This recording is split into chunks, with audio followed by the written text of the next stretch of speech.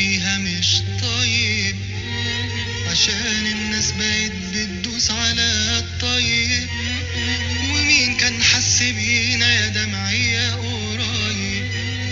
بمثل اني مش طيب عشان انتو ديابة، ولازم انتش لقمتي منكم. وليه يا زمان بقى الطيب بيتعايب؟ عامل قاسي وجوايا مفيش قسوة، ماليش غير قسوتي عزوة. بتدوا الحق للأقوى وبتيجوا تملي عالطيب وشراني، لكن من جوه وحداني. وياما صرخت اهياني ودست على الجرح تاني، ما شفتش حد بيطايب. عامل جامد لكني ورا الحيطان عايل، ولما الدنيا بتليل بشيل وشي اللي بيمثل واروح انام على الجانب الطيب. يا ناس يا ناس واقف مبلم، يا رب حوش يا رب سلم. ده انا اتجرحت جرح علم، ماشي يا دنيا ما جابش حق غير دراعي. يا ريتني حاوي دول افاعي، مفيش لطيبتي اي داعي. لا لا لا لا لا.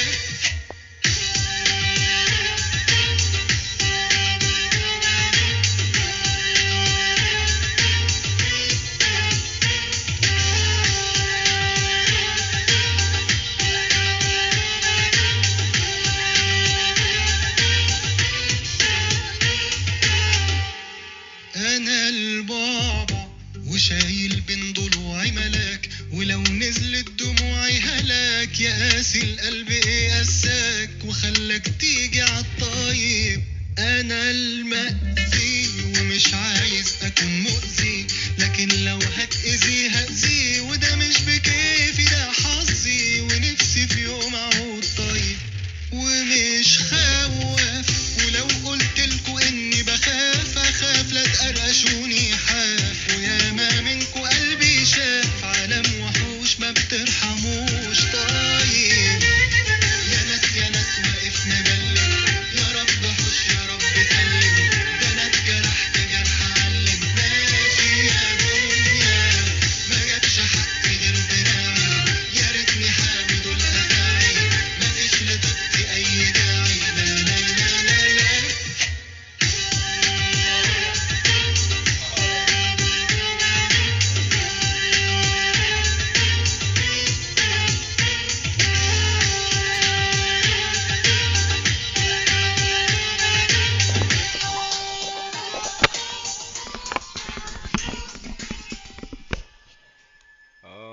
Good afternoon, ladies and gentlemen.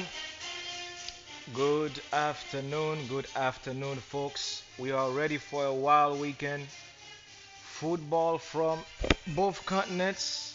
It's a wild, exciting time for me, and I'm here to help you guys, to help you navigate to the odd lines they're gonna offer you this weekend when it comes to European football top five leagues, including my favorite league, the Premier League, as well as the NCAA college football, aka second division football.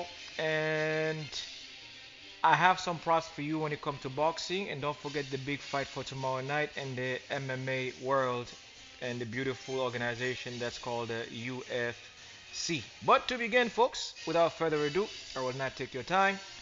I would like you to grab your pen and paper so we can dissect three teams from each of the top five leagues in Europe, and then after that I will jump into the Premier League. Of course, will complete my top five, and then I will swiftly give you your predicting lines for some fights and co-main event, main event, and then of course boxing, so we can get this thing out of the way. So to begin, in the football world, with the foot, not with the hand, we're talking about like European football, the top five league. We have some interesting news. I'm waiting for the announcement of if Mohamed Salah will be joining Al Ittihad in Saudi Arabia. We are waiting for the move to happen. If it does not happen, it's still a win-win for the Premier League because a player of Mohamed Salah's stature will bring nothing but attraction to the Premier League because we want to see the best stars play for the biggest club. A club like Liverpool don't need advertisement. We know who they are. It's Liverpool. Everybody on the planet know who Liverpool is, unless you have been away from planet Earth over the last, well, since the Earth was created by the Almighty. And for football announcement, I would like to again don't forget that a couple of weeks ago I mentioned the kid from Manchester City, Cole Palmer, Colepalmer, one of England's new stars. And I did say that this kid would do wonders at Manchester City, to find out that Chelsea had ambitions all along to sign this kid. And with the injury of Ochekongwa, I think, who play on the right hand flank, as you know, Caleb Hudson Adoya no longer play for Chelsea as a free agent. Chelsea forked out £41 million to sign Cole Palmer, who will be a proper signing for Chelsea for years to come. Now he's 18 years old, this young lad. He got a wicked left foot like Riyad Mahrez. That was one of his mentors when he was at Manchester City. He trained a lot. He's from the academy of City. Now he's no longer a City player. He's a Chelsea player. But being tutored by someone who won the Premier League, not at Manchester City. We all knew Riyad Mahrez. He won the Premier League with Leicester City with Jamie Vardy and all these guys. So to be mentored by, to be blessed and privileged, getting the mentorship of a guy like Riyad Mahrez. In other words, your left foot is educated just like what's his name from the Netherlands, who was the master with the left foot. And of course, let's not mention Lionel Messi, that left foot, or Robin van Persie as well from the Netherlands. So Cole Palmer, welcome to Chelsea. This you can only do nothing but strengthening the squad. Bad move when it comes to Arsenal because we were supposed to respond by signing a striker of our own, and so far I've not seen any movement in the transfer market before it closed, and which this will be like probably closed already in certain areas. And again, Arsenal's issue this year will be judged over the next 4 months on striking ability. Can they put the ball in the back of the net when it is needed? And Chelsea is also, I don't know if they had done their signing. There was a rumor yesterday that they were trying to sign the kid from Bayern Munich, Jamal Muslesia, who's also an Englishman. He's 19 years old, but his father or his mother, if I'm not mistaken, is German. So he have dual nationality. Chelsea is looking to sign him for 119 million to 120. Again, these are rumors. We don't know if it's done or not done yet. But one move that was confirmed yesterday was from Spain. The Belgium winger, Ferreira Serasco, 30 years old, Belgian. Just like Jeremy Doku, who has moved to Manchester City to replace the departure of Riyad Mahrez, now who's playing in Saudi Arabia. Jeremy Doku is the reason why Palmer is now playing at Chelsea. So meaning, Atletico Madrid will be in the market for a winger, and at Arsenal, I have one for you if you'd like to buy, and his name is Nicolas Pepe. I know he played in the French league at Lille. I know he played in the French league in the academy of, if I'm not mistaken, Saint Etienne. Before he was proposed to both Bayern Munich and Arsenal being Arsenal, we took the bait and wasted £72 million on Nicolas Pepe. Until this day, we have not even got one profit out of that deal. So Atletico Madrid, since Carrasco left, come by Nicolas Pepe. We'll give him to you for just $2. As a matter of fact, if we can, we'll have one of our drivers from North London drive him to Spain on a hover. And then when we get to the docks, we'll take a hovercraft boat. It's not going to take long. We'll ship and deliver Nicolas Pepe at the Atletico camp for free. You won't even have to pay us. Just come get him off our hands. And congratulations to Erling Haaland for becoming UFA Men Player of the Year. Of course, this is what I keep telling Arsenal. If you buy a striker, one day we can have one of ours on the podium and FIFA's headquarters getting serenaded with trophies and accolades, gold medals. Why did Haaland get the Men Player of the Year award? Just like Lewandowski won it the year before. He scored goals. That's all he does. No assists, just on goals. Erling Haaland scored a combination of 52 goals. That is from playing in England. playing in the Europa League. I say Europa League, the UEFA Champions League. That's the FA Cup combined. This kid deserves to get his accolades. As an Arsenal fan, I know this is the part where I'm supposed to hold in the congratulations, but you got to give the credit where it's due, folks. This kid deserves it. His entire squad deserve the accolades. And again, congratulations to Manchester City. Another big win for you. It seems like you collected all the trophies this year, and respect to you. And football fans who have their clubs who play in the Premier League and La Liga and Ligue R and the Bundesliga and Il Calcio, or the known, or the name as you know him by the Serie A or La Liga. Please make sure you check your schedule because yesterday FIFA, the UEFA, dropped the schedules for the Champions League draws. Arsenal were able to get Sevilla from Spain, Lens from France, and then PSV Eindhoven from the Netherlands, and the group of death as they call it. I'm crossing my fingers, hoping that we don't get knocked out by November. If we do get knocked out by November, we will automatically go in the Europa League.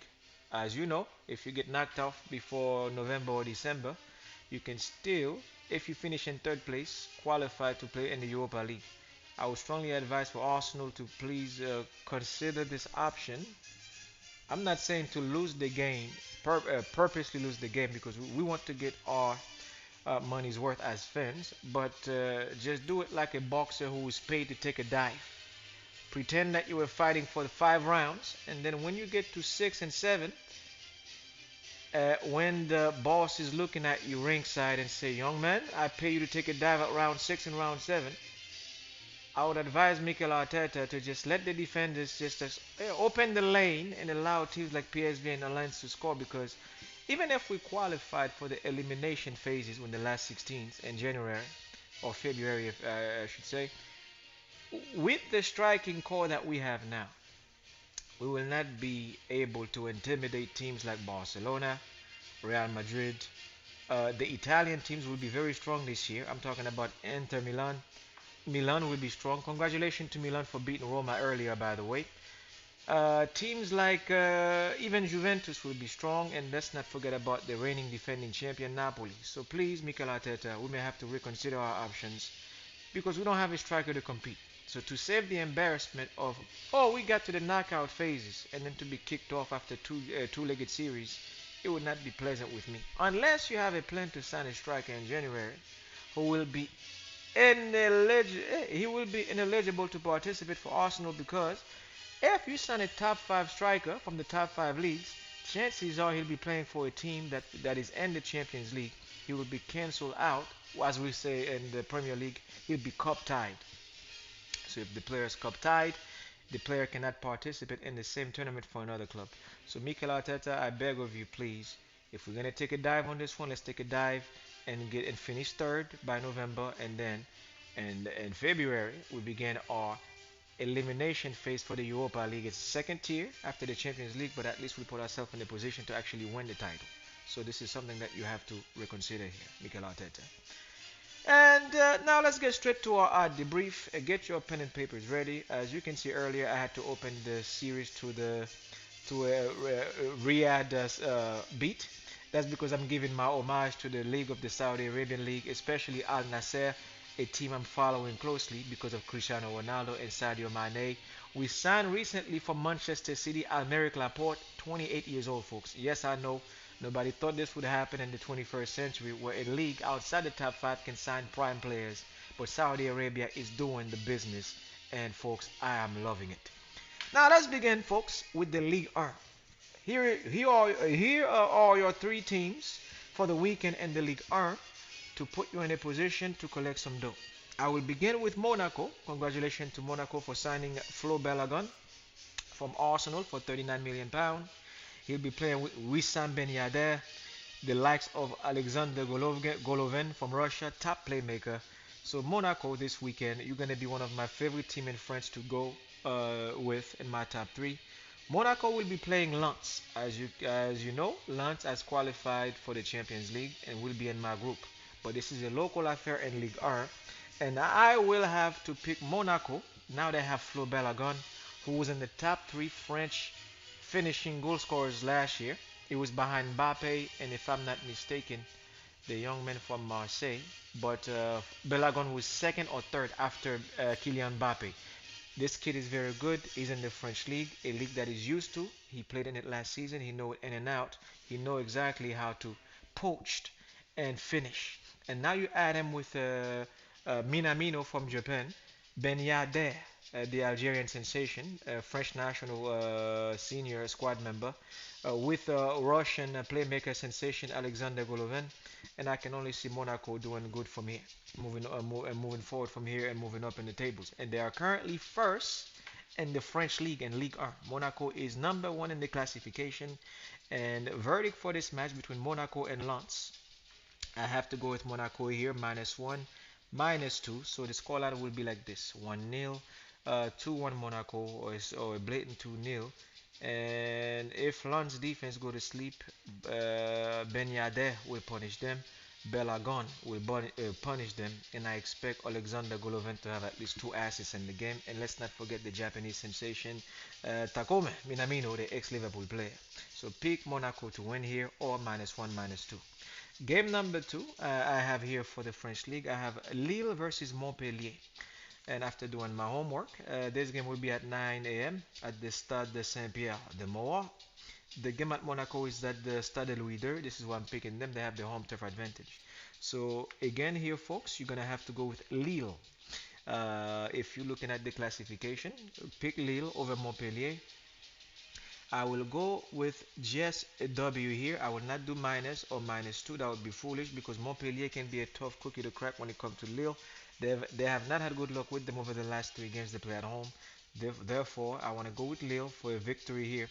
And I'm hoping that as a proper Jonathan David, the Canadian striking sensation, he can struck one for Lille, hopefully from the penalty spot, because I know you have a knack of playing low block. And if they do, you know what? If they touch you in the box, you know what they do? They don't. I'm not saying to dive, but just go down and get that PK. And then next thing you know, W Lille victory. That's my verdict. There will not be any minus on this one, no spread. Just a straight win for Lille. Third match in the French league. It will be match of the week in Ligue 1. Olympique Lyonnais will be facing Paris Saint-Germain. Back in the old days when we had Juninho Pernambucano, Lyon was on top of their game. Nowadays, we live in the era of Paris Saint-Germain. Over the last 13 years, we have to admit they have the strongest team. And Lacazette being suspended, the ex-Arsenal striker is suspended for this game. Lyon will not have the firing power to fight against PSG. So at 2:45 p.m. I expect nothing but a -1 victory from PSG with the reinstatement of Kylian Mbappe as the leading striker and the likes of Marco Asensio from Real Madrid. PSG will be too powerful for Lyon to keep away from their net for the last 30 minutes of the game. First half should be on cruise control. I expect the draw in the first half. If PSG is leading Lyon 1-0, 2-0 by halftime, it'll be a surprise to me. I expect PSG to win this game in the last 30 to 20 minutes with the intense pressure of Kylian Mbappe from the wing, Marco Asensio, Vitinha in the midfield. Comfortable victory for Paris Saint-Germain, -1 or a W. I will not give him a -2 out of respect for Lyon, who is my team in France. So -1 Paris and the W, and that's it. And so now, moving on to the Bundesliga, the German Bundesliga. I will give you your game number one of the weekend. At 9:30 a.m., we have Werder Bremen facing Mainz 0-1, FC Mainz, if you will. So I am picking Mainz to upset. Yes, folks, I know Werder Bremen is strong these days, but I have to go with the upset. I love my upset, and because I'm counting this on a 100% ratio, and each game I lose costs me 10 points on the fantasy score. So to avoid this one here, disappointment from Werder Bremen, I will have to go with Mainz 05. 2021-2022, Mainz came to Bremen at the Velster Stadion, the same way Bayern Munich came last weekend, and Harry Kane did his business there. It's the same way that Mainz shocked Werder Bremen 1-0, 2-0 victory, and they were both at Werder Bremen Stadium, and that was less than 3 years ago.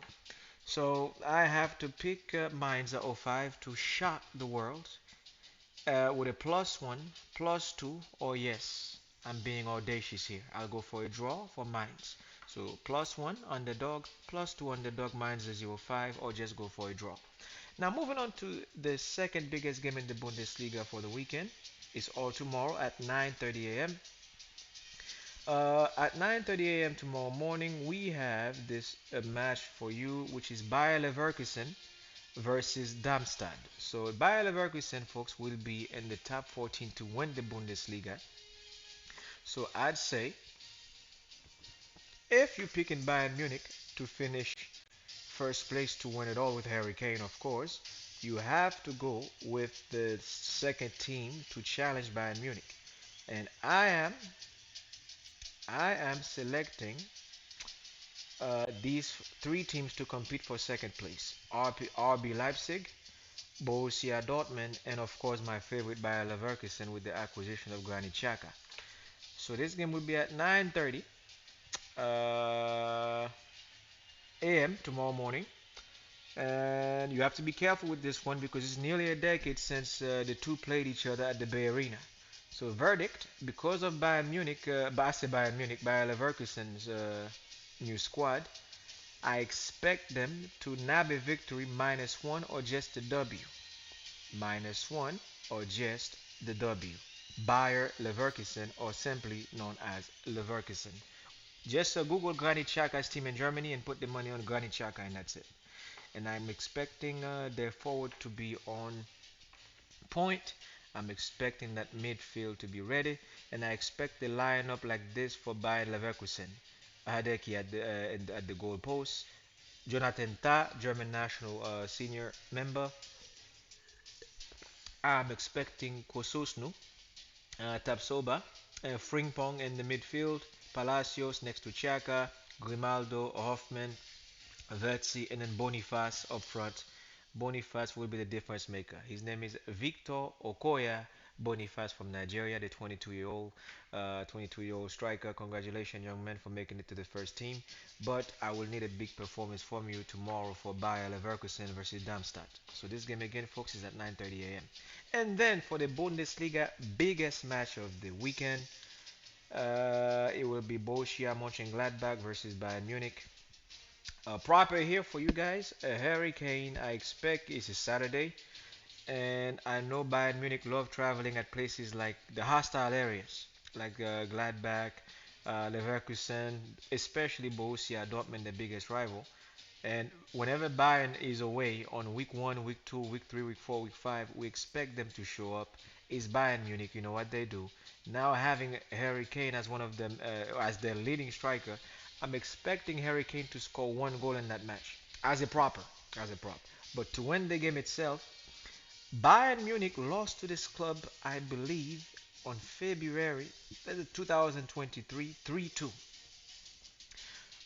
And normally I expect a big club to falter and take a lick from a lower team. But this year with Harry Kane up front, Coleman fully healthy, French national squad member, I'm expecting nothing but a Bayern Munich victory as long as they lined up like this.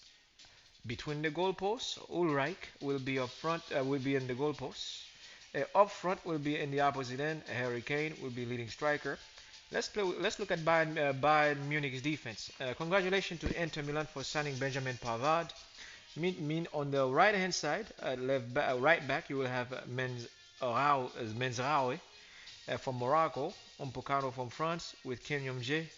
On the left center back side with the Canadian sensation Alphonso Davies will be playing left wing back. Now moving on to Bayern's midfield. As long as they line up like this, I see nothing but a victory. Leon Goretzka. To me, he's the best central defensive midfielder in Europe at 29 years old. At 28 years old, some might say the guy from Manchester City is the best, Rodrigo, and I give him his respect. In the Premier League, he is the best. But in Europe, Leon Goretzka from Bayern Munich. Right next to him, the midfield commander, Joshua Kimmich. If he start this game, Bayern Munich will win. If he's on the bench, please folks, look at the lineup if you're doing live bet. If you don't see in the midfield Joshua Kimmich next to Leon Goretzka, I bought. Because why? I don't want you guys to lose.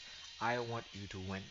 Now, if you're moving on to the striking core on the wing, Coleman, the French sensation, the 27-year-old Mr. Kingsley Coleman. If he's on the pitch, guaranteed victory for Bayern Munich.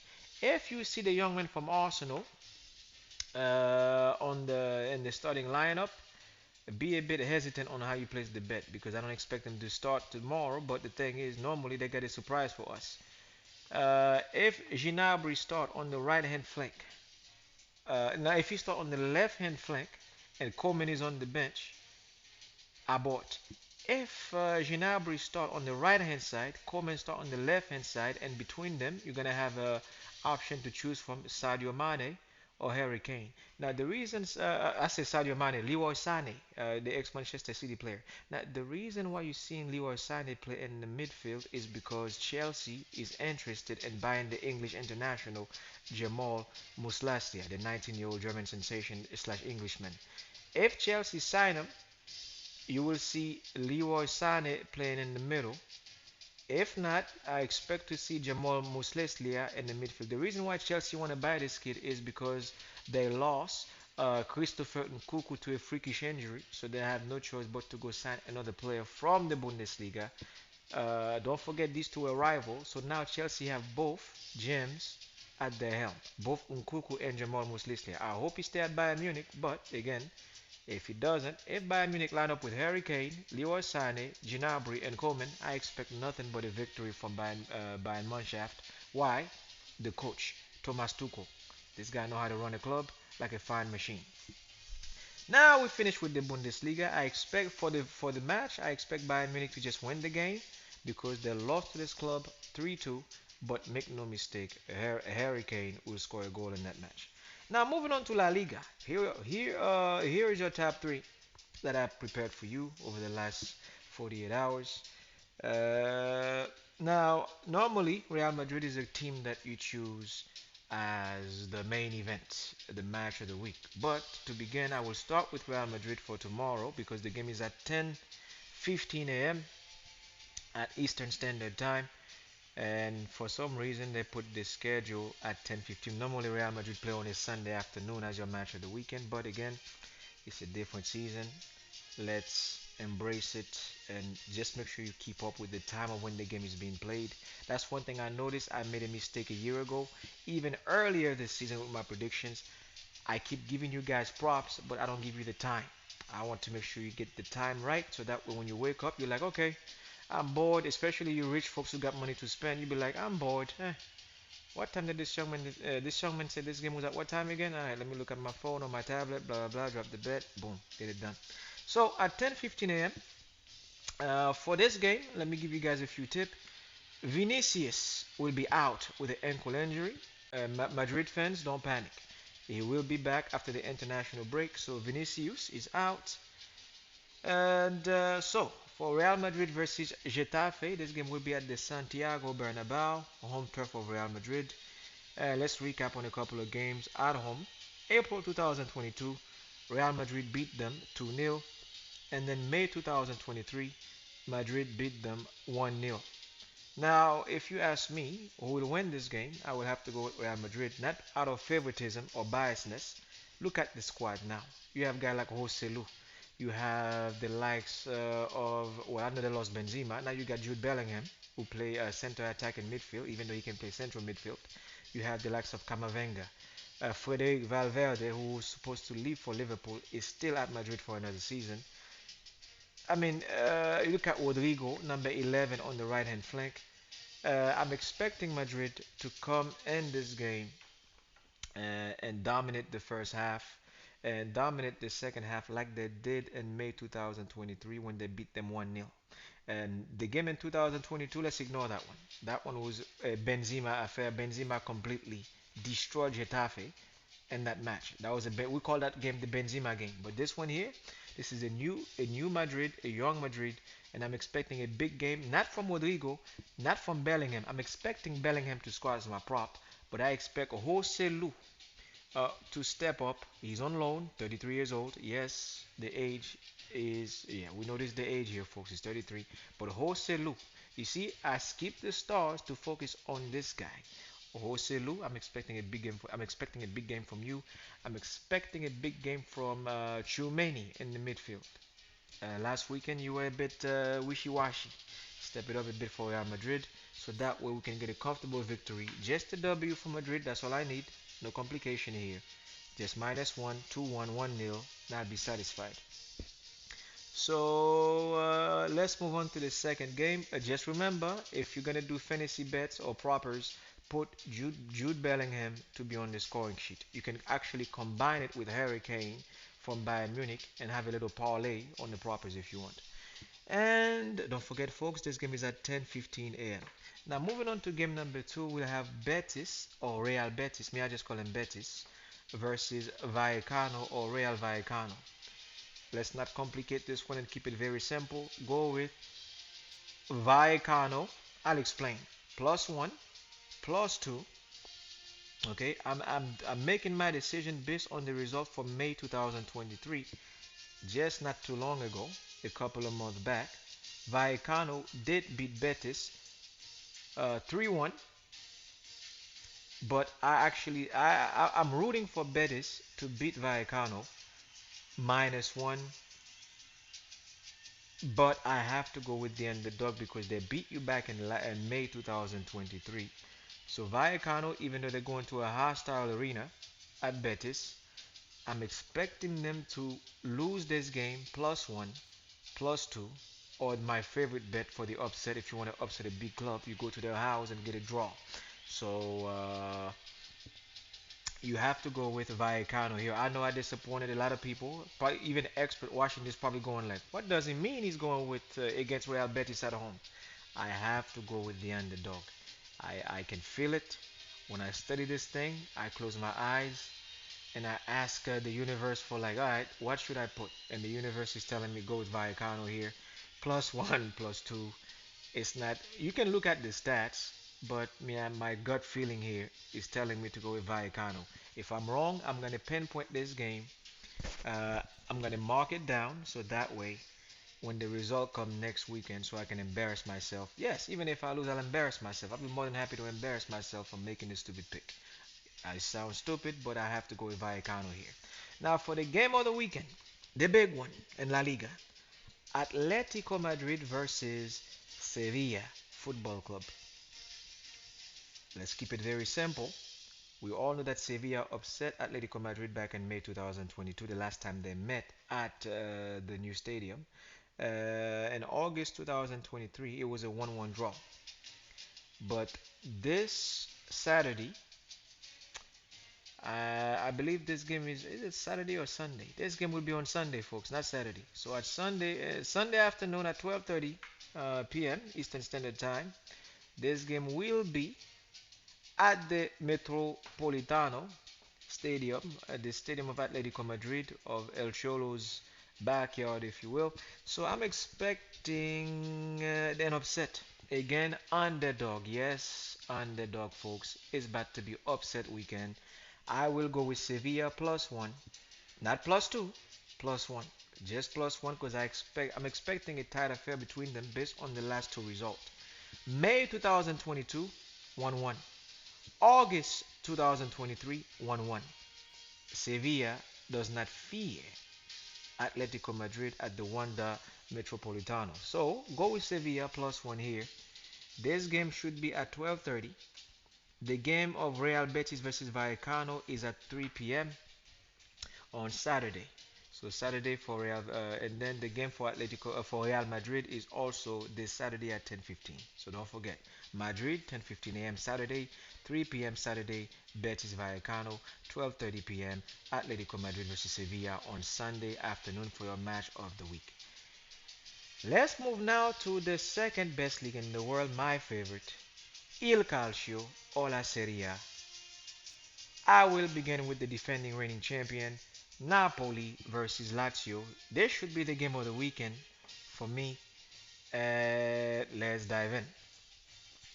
As we know, Napoli has sold one of their best defenders to Bayern Munich and Kim Yong-jae from South Korea. Respect to you, young man, for playing for Bayern Munich nowadays. So the defense for Napoli, a lot of people are questioning how strong will they be this season. They will still be the same Napoli we saw last year because it's all based on their firepower with the super striker from Nigeria, Victor Osimhen, their super winger from Georgia, Cravadona. Now, if this guy's on the pitch with Victor Osimhen, I expect nothing but a victory. And for Napoli, I expect them to line up like this with their Capitan, Signore Di Lorenzo, at the back, playing right wing back and right back. Next to him, you have Amir Ramani. This young man here, I expect him to step up. 29 years old. You're the lead center back now, the man who replaced Koulibaly when he came to Chelsea. I expect you to lead the back. And next to him will be the Brazilian 32-year-old experienced defender who replaced Kim Young-jae, Juan Jesus. I expect a big game from you tomorrow against Lazio because Lazio will bring it because they're upset of the loss from last weekend. Now, at the left back or left wing back, I expect Napoli Matias Oliveira from Uruguay to step up at 25 years old, and I'm expecting a big game from you. And the midfield, Anguissa, he's back from the injury, and Andre Fraxambo, Anguissa from Cameroon, 27-year-old, he will be in the midfield playing defensive midfield for Napoli. And then you have Stanislav Labotka from Slovakia. I'm expecting. There was a rumor that he was going to be injured. He will be available for this game. It's a rival game. I expect you to be there. And don't forget Zielinski from Poland. Pierre Thiaw will be available for this game. So Napoli should be fine. And of course, don't forget their striking core with Osimhen, Politano, and Cravadona. And as for Lazio, there was a rumor that Immobile would not be available. He will be available. And I'm expecting him to be available because a game of this stature need the superstars to be on display. It's like watching the NBA All-Star game without the superstars. We need the superstars to be available to make it more interesting. But let's talk about the result here for my prediction. I have reviewed the game. This one will be at 2:45 p.m. Atlantic time on Saturday. Last game of the Serie A for this Saturday. I have to go with Napoli just for a straight 1-0 victory. It might be boring. The reason I'm picking Napoli is this. Lazio lost in their opening game last weekend. Now, I've been watching this Serie A since 1995. I've never seen this happen before. I don't know if this is some psychological thing going on at their camp. Napoli is a defending champion. We all saw how they opened their season last year 2-0 with Di Lorenzo and Victor Osimhen from the penalty spot. So I'm expecting Napoli to at their own stadium at the Diego Armando Maradona Stadium 1-0 Napoli. If Lazio score 1-0 in the first half, I'm expecting nothing but a retaliation from Napoli, 2-1 or a 3-1 onslaught in the second half. This is a team that fight. This is a team that fight, and this is a team that fight, and they will come back. As you can see last season, they won the Serie A by the month of April. Because why? They know how to put in the work in the first half of the season. Because in the second half of the season, this is when the psychological situations start to pop up. This is like when you go to other grounds and you stop performing. This is a two-tier season, 8 months, 9 months give or take. This is something Arsenal can learn from. Don't do all your heavy lifting from August to January. That's easy.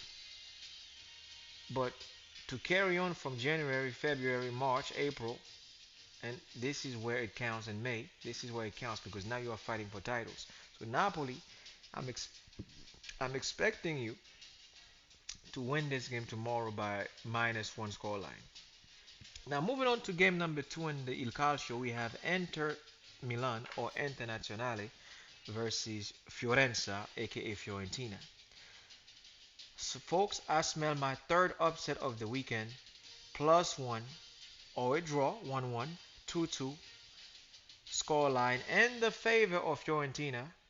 And I expect the Violet or the Violet here to come out gun blazing in the first half because that's the only way they're gonna shock Inter Milan at the Giuseppe Meazza, aka the San Siro.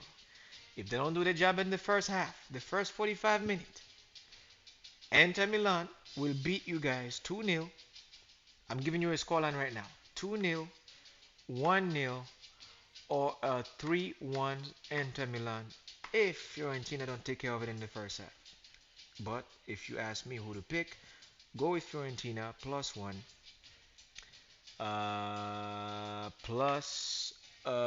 just plus one or a draw. I was gonna say 2-2, but I changed my mind.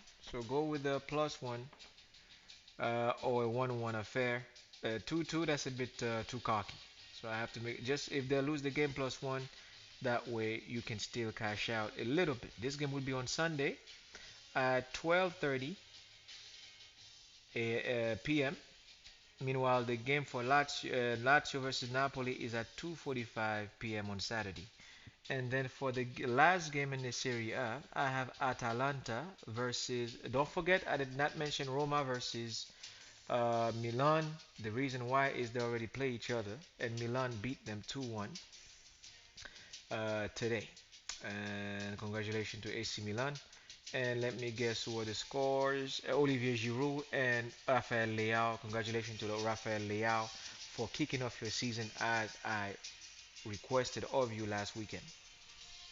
But for this game, Atalanta versus Monza, there will not be any upset for Monza. I'm expecting Atalanta to take care of Monza in their stadium with ease.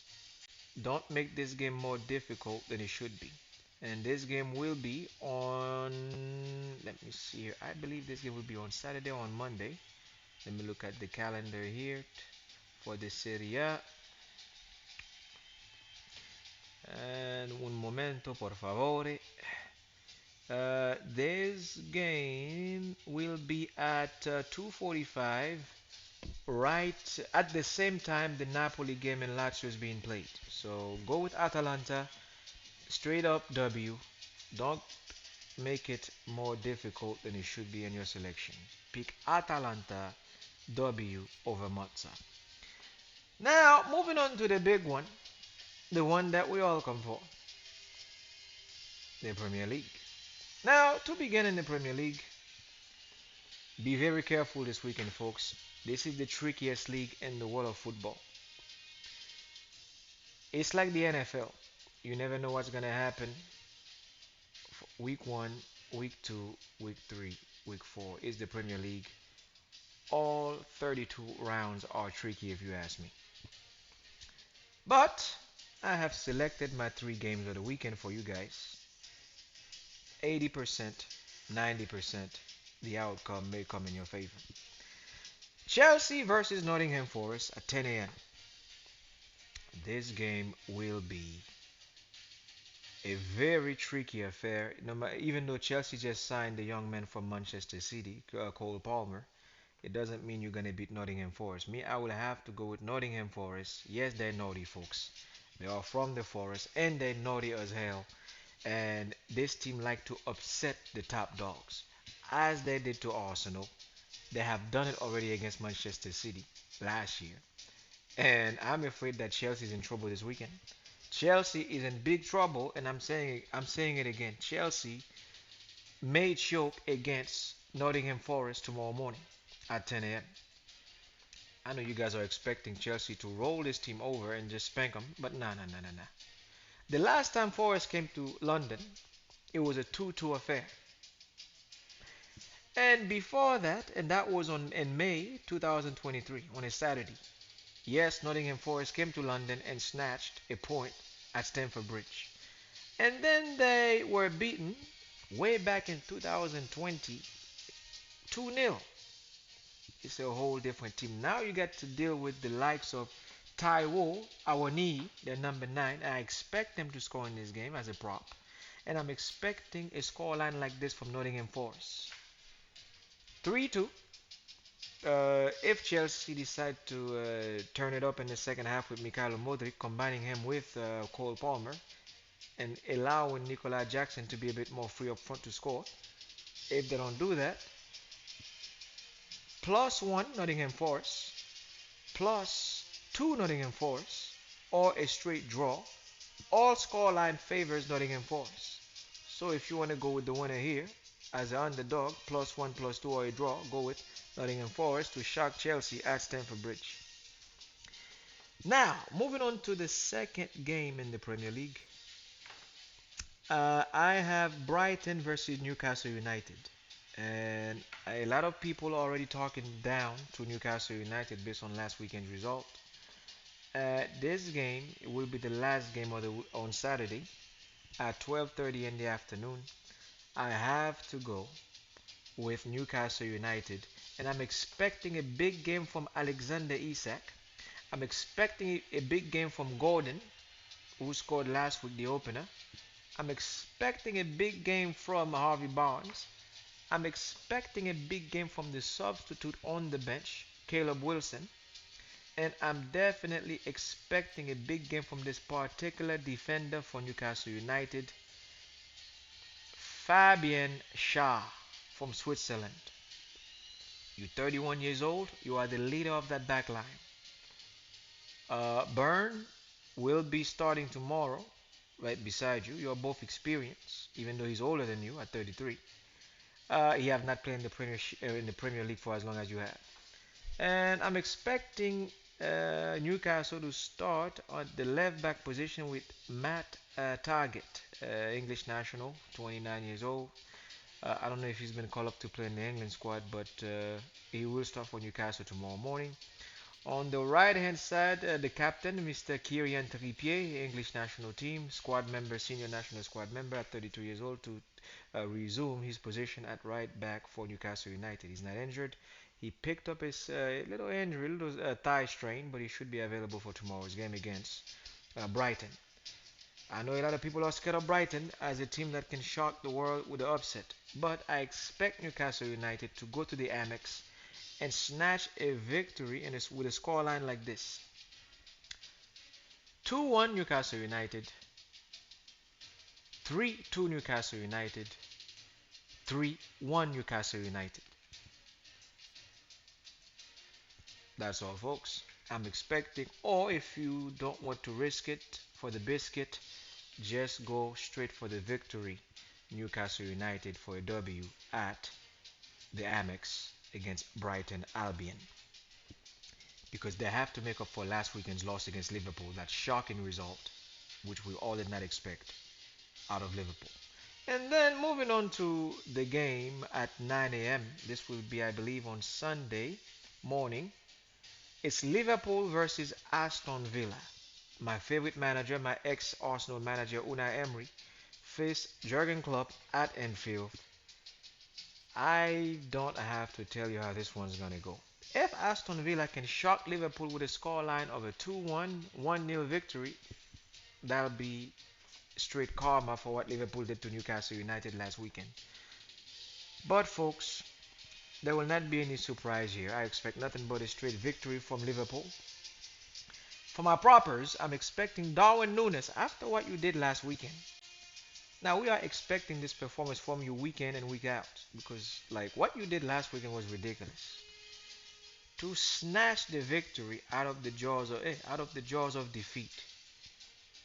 I'm expecting the same performance. This time I would like Liverpool to start Darwin Núñez. Don't put him on the bench. I'm expecting you guys to start Darwin Núñez so he can bail Liverpool out early in the first half with a 1-0 scoreline when they go to halftime. If he does not start, I'm expecting Klopp to bring him between 60th minute to the 75th minute line. Because if you bring Darwin Núñez in after the 80th, 75th minute, Aston Villa will have a tactic cut out just for Darwin Núñez to prevent him from doing what he did to Newcastle United last weekend.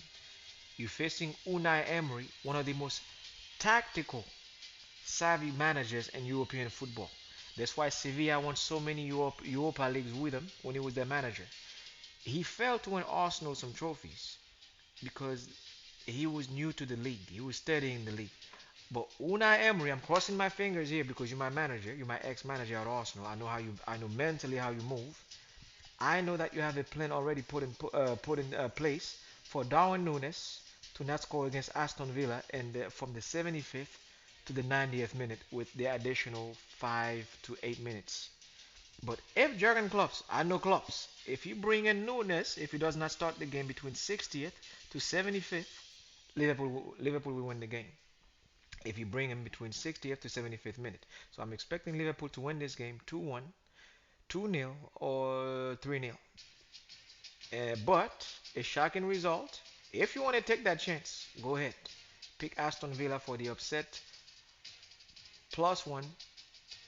Do not go +2 because Darwin Nunes can score like a hat trick this weekend. If Aston Villa play the same way they played Newcastle United a couple of weeks ago in the opener.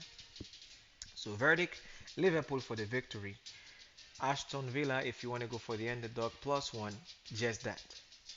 But the money will be on Liverpool, and I'm expecting nothing but a hot fuego from Darwin Nunes, Nunes, Nunes, Nunes. And for the Premier League, I will give you a bonus because it's the Premier League. The other leagues, I'll give you 3 games flat out. But for the Premier League, I have to give you a bonus. And here is your bonus, folks. This is where I will lose a couple of friends this weekend who support Arsenal Football Club. My bonus match for the weekend will be Manchester United to upset the Arsenal in North London. Yes, I love my club, but I'm not stupid when it comes to predictions and proppers. Manchester United will have back with them from an injury spell Rasmus Højlund, the new signing striker, who plays similar to Erling Haaland. They're the same type of striker, physical in the box, clinical finisher, aerial advantage, holding the defenders at a low block, and then of course what they do best, finish. I thought this guy was gonna miss the game, and 72 hours ago I found out that he's back for Manchester United this weekend with my shaky defense against this guy and Marcus Rashford. If Mikel Arteta does not go back to a 4-4-2 where he can play Kieran Tierney, I'm crossing my fingers. Hopefully the transfer is not finalized because he was supposed to leave us this week and go to Real Sociedad in Spain. But as of last night, and the injuries that we've had with the likes of Julian Tembe was out for the season, there is a rumor that Zinchenko has been injured again. He may not start this game for Arsenal tomorrow on Sunday morning against Manchester United at 11:30 a.m.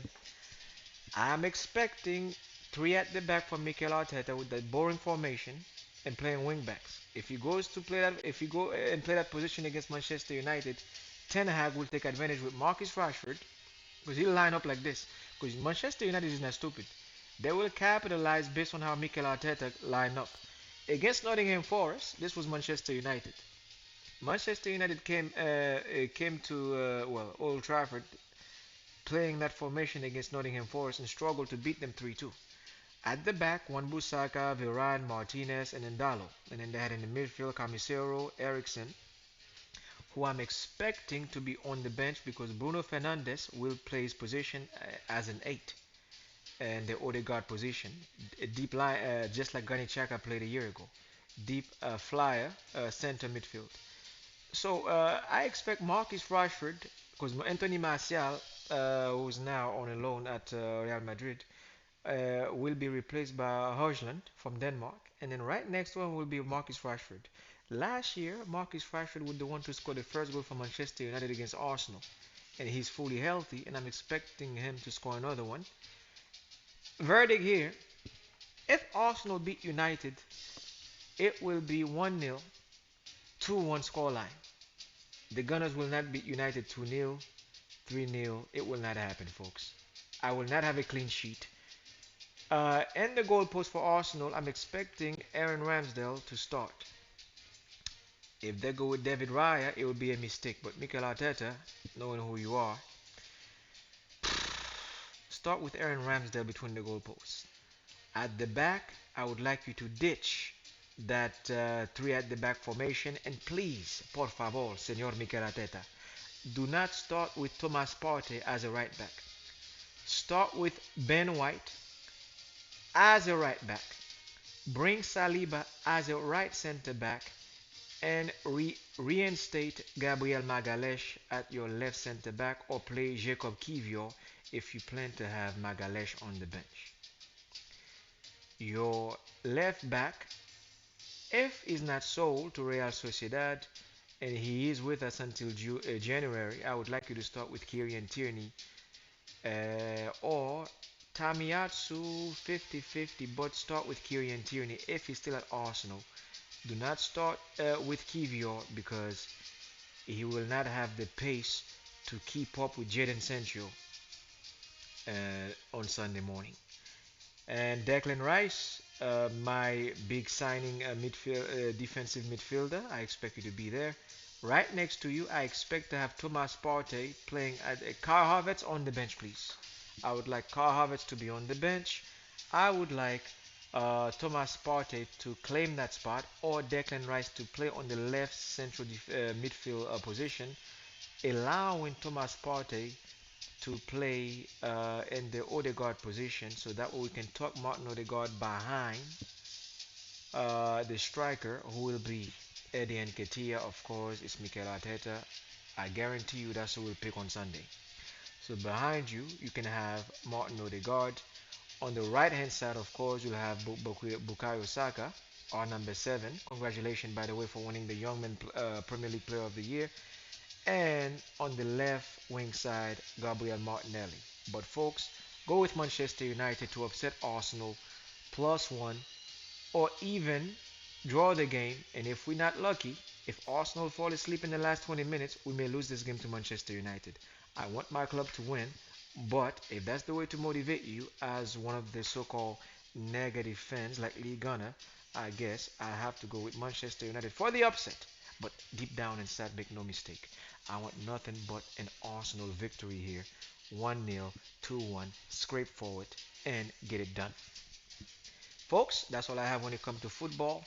Now I'm going to give you your picks for college football, boxing, and MMA so we can close the event for today's sportscast, for the Canon sportscast. So let me switch the music here 1 second. Well, I already have the music in the background, so let's get straight to it. And in the world of college football, I did a grade for you guys while I was taking notes and watching previews from the ESPN family. And they're the experts. Me, I'm a student at this. No matter, I've been doing this for 10 years and a couple of months. I am still a student because that's the best way to learn.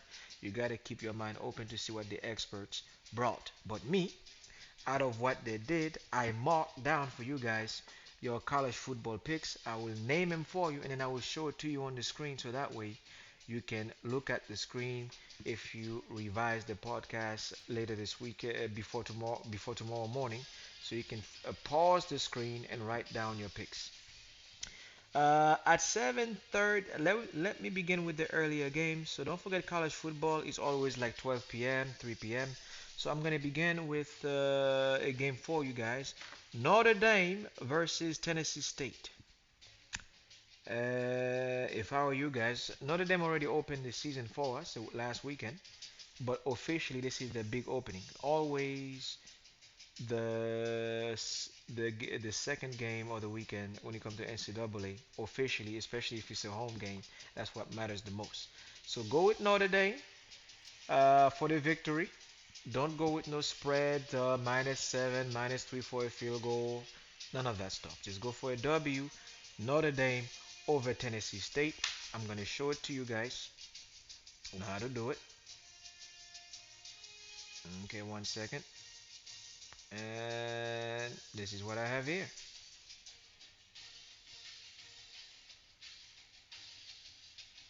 Again, I'm gonna pull it back and hold it. Notre Dame over Tennessee State. Now, moving on to other games in NCAA, we have Texas versus Rice. Just go with this game will be at the University of Texas at the Old Memorial Stadium. So go with -14 Longhorn They have disappointed me over the last 5 seasons in the home opening games, but Longhorn should win this game by minus 14 points for the spread.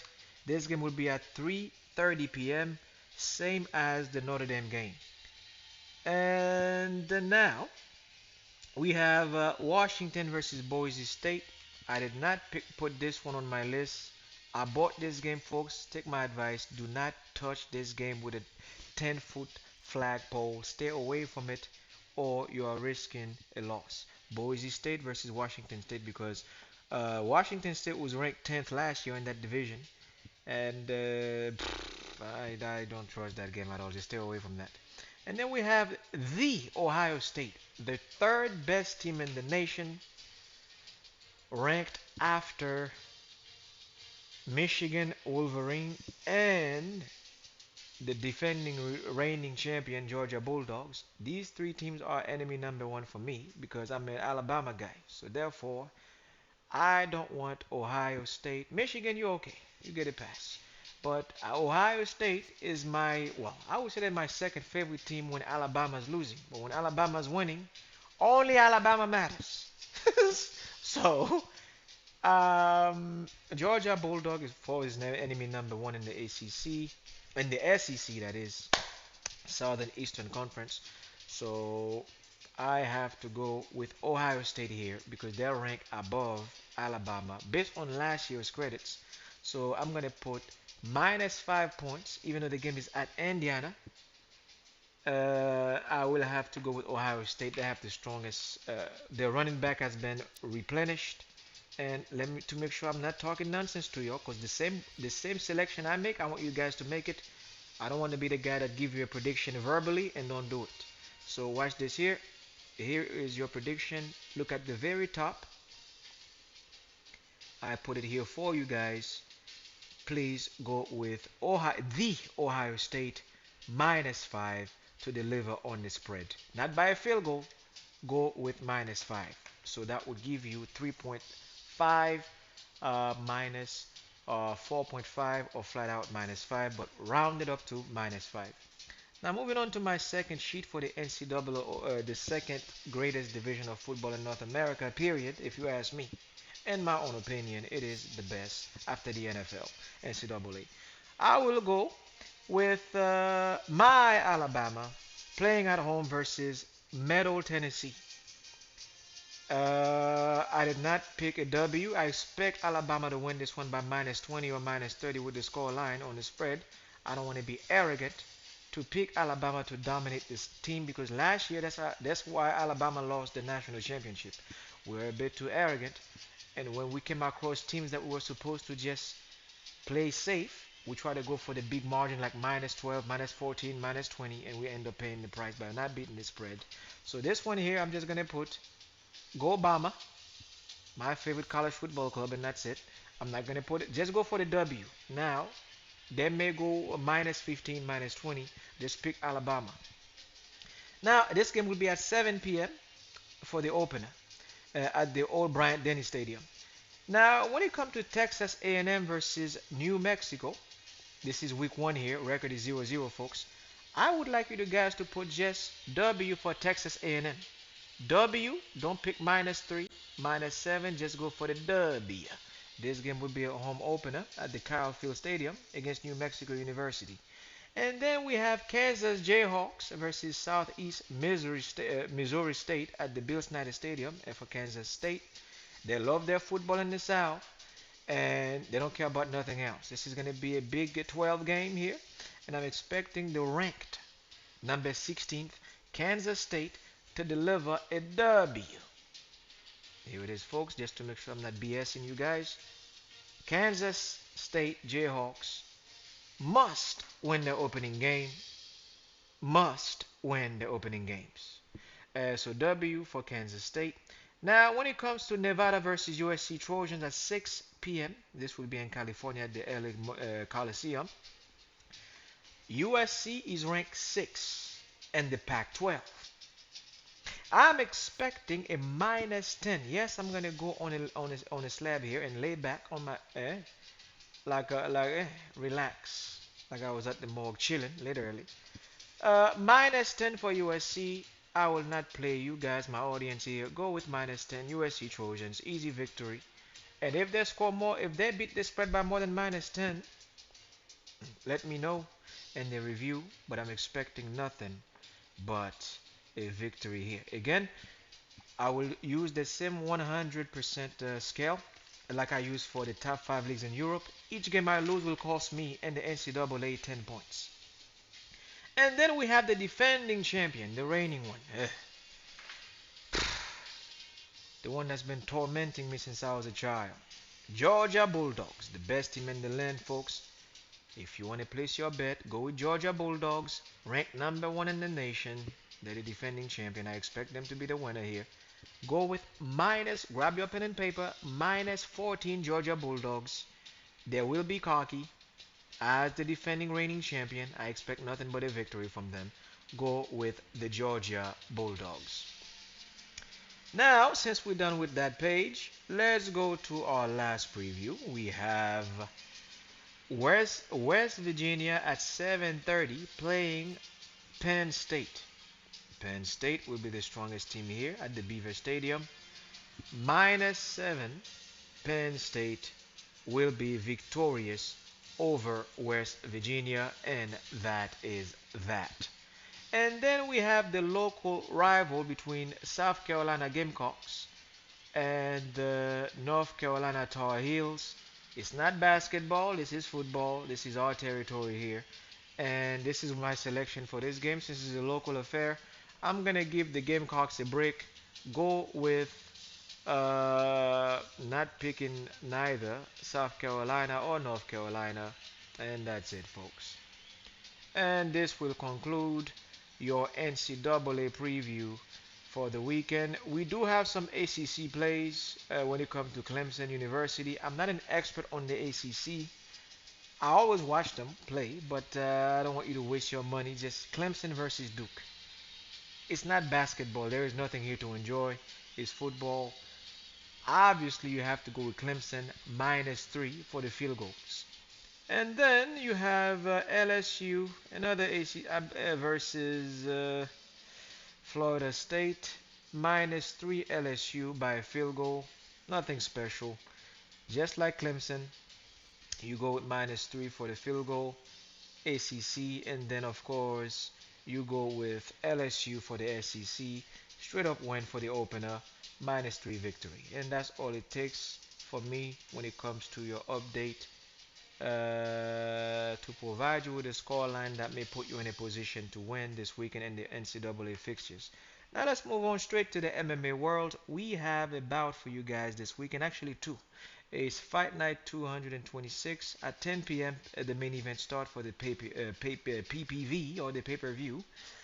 We have in the co-main event Manon Ferriot, because this one will be at the Accor Arena in Paris.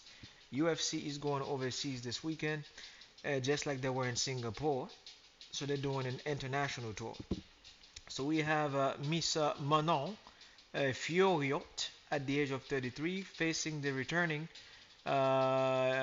ex-UFC champion Togrose Namajunas at the age of 31 with a record of 11-5, and the young lady from France have a record of 10-1.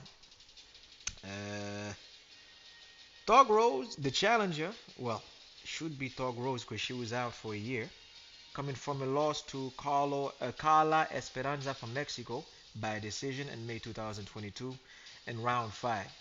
And then on the other end, we have the hot-handed fighter Manon Ferriot, 10-win streak, and the fight will be in front of a home crowd at the Accor Arena in Paris. Most wins are done by decisions. This fight will go full distance, which is 3 rounds for the ladies this weekend. Verdict 80%. If you ask me for who will win this fight, verdict 80%. This fight will go to round 3, the distance. The winner will be decided by decision. So if you want to go with the winner here, as much as I would like to pick Togrose after a hiatus of a year of not fighting in the octagon, Togrose have a 20% chance of winning this one by TKO. 20% out of the 100%, 20% chance Dog Rose is gonna win this fight by TKO. But if she's planning to go all the way for 3 rounds in that match, it will favor the French fighter Manon Fiorot at 33 years old. She's 2 years older than Dog Rose, but it's just like lately, Dog Rose have been in battle with the likes of Joanna from Poland, Wei Li from China, and these were two title bouts back to back to back. And the young lady from Brazil, all these fights have drained. It will take a toll on you physically. And because of this, I have to go with the French lady here, even though she's 33 years old, Manon Fioriat, for the upset to beat Thug Rose by 3 rounds decision.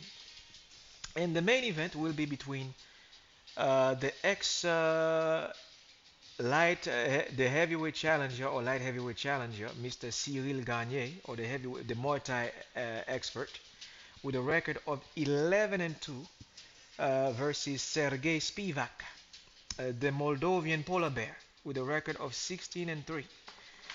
Don't forget Cyril Gagné, aka Le Beau Gamin, will be fighting in his backyard in France. And his last fight, he did beat Bam Bam Tuavusa from New Zealand in that same arena. So he will be facing Sergey Spivak. So if you ask me for this fight to dissect it down for you guys, Sergey Spivak is on a 3-fight winning streak, and over the likes of Derek Lewis, the knockout artist in the UFC. By the way, congratulations Derek Lewis for signing a brand new UFC contract for I think it's 4-fight contract or 8-fight contract. Congratulations. And he has beat the likes of Sakai and Greg Hardy, the ex-NFL player, 2 TKOs, 1 submission in his last 3 fights between these 3 opponents. Facing Cyril Gagné, who is coming off his last loss to Francis Ngannou when he challenged him for the belt. Of course, he did lose to John Bon Jones, another challenge title fight. But he did recover by beating Bam Bam Tawavusa. So, verdict, it will be a hard fight between these two. But because of Cyril's Muay Thai, and he's a bit taller, and when you come to a taller Muay Thai fighter, he can take the advantage to set up what we call the Thai plum, where I grab you in the back of your neck, submit you to a knee to your solar plex, which is your gut, this area here. For those of you who practice Muay Thai, you know that Cyril Gagné got the best Muay Thai in the heavyweight division right now. The same way Stipe Miocic have now the best boxing in the heavyweight division. So I'm expecting Le Bogamin to do the Thai plum, knee, a lot of knees, a lot of elbows, but most importantly, a lot of knees to the solar plex to get the W. This one will be on the feet. There will not be any ground business here. I'm expecting again Cyril Gagné with a record of 11 and 2 to go up to 12 and 2 to put yourself back in the title fight. Because if you don't, Stipe Miocic will get your slot to challenge John Bon Jones, because Francis Ngannou is no longer in the UFC. So now you have to step it up to become that guy. So TKO before round 5 by Cyril Gagné. That's it, folks. And now let me give you a last proper, which is the boxing match tomorrow night. No big famous name will be fighting tomorrow. However, in Manchester, in the United Kingdom, at 2 p.m., the main event. I believe this one will be on the zone. If not, you may have to check your Sky News or BT Sports. If you're in the UK, do not miss this match. Eastern Standard Time in North America, it will be at 2 p.m. where Liam Beefy Smith fight Chris Eubank Jr. for the second fight, part 2. I've been dying to see this match since that controversial bout that we had last winter in January 2023, where they accuse Liam Beefy Smith of using the elbow. And this fight will be in the same venue in Manchester at the A0 Arena venue. And the last bout between these two was, as I said earlier, January 21st, 2023. The prediction in the last match was 60%, and Liam Smith did put money on himself to win that match, which is actually illegal in North America to place bets against yourself. I mean, on yourself to win the fight, like Pete Rose. But this kid, he's just so confident in himself. He's not being cocky, he's just confident. He did win the match by round four, even though Royce Jones Jr. was coaching Chris Eubank Jr. It does not matter. When you have that talent, you do. When you have the natural talent, it's just everything just comes second nature. You just have to make sure you just show up for the fight. And the last bout in the round, I think it was 10 to 12 rounds. Again, folks, get when you're watching fights, MMA or boxing, get you one of these. Okay, so you can just do the rounds round by round by round, so you can analyze the fight and dissect it. So tomorrow night, I'm expecting nothing but a victory from Liam Smith. I know Chris Eubank Jr. Protested that last win. I would like Chris Eubank Jr. to win the fight because I love me some Roy Jones Jr. as one of my favorite fighters of all time. But he already beat you. Because he beat you the last time, I have to go with Liam Smith to be victorious. I'm expecting a stoppage 70% before round 6. It's going to be a 10 round fight to 12 round, but I'm expecting a stoppage before round 6. Yes, folks, mark the date down, mark the time. I am picking Liam Smith. As much as I want Chris Eubank Jr. to win the fight for the upset, I see, according to what Las Vegas is putting, Atlantic City is putting on the betting odds, I have to go with what I saw last January. I have to go with Liam Smith, even though he's not my fighter. It's not about picking who I like. It's about picking who is in the position to win the fight as the favorite fighter. So I have to go with Liam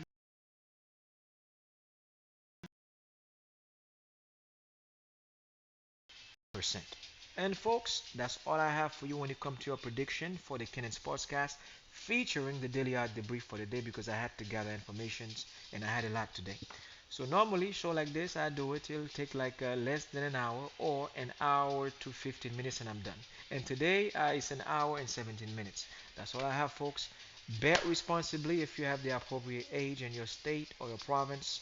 And hopefully my homework delivered for you guys today. And good luck and have a nice weekend and enjoy the opening season of the NCAA weekend. On that note, let me play some college football music for you guys.